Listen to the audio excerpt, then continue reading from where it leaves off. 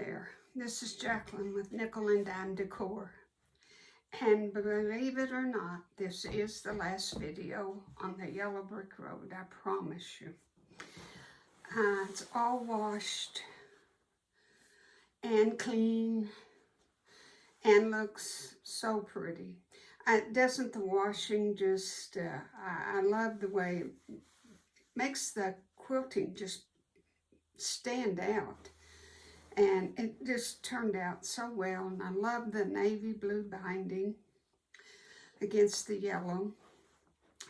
And I would advise you to, if you're giving it as a gift, to always wash it before you give it, because it might reveal a mistake, it might reveal threads that need to be trimmed.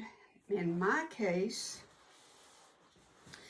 it was my little label. I put it down with interfacing double-sided iron-on, and I just knew it would stay. But when I washed it, this just peeled right up. So wouldn't that have been embarrassing if I'd have given it to them without washing it?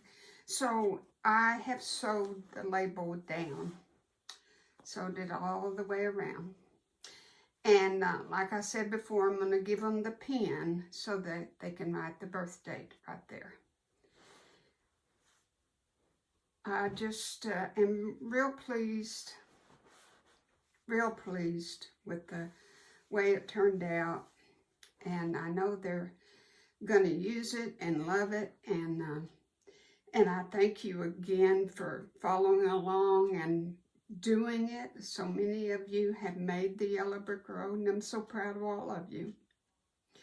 So thank you again. Until we do another project or maybe another quilt sometime, till we meet again. Thank you. Bye, and God bless.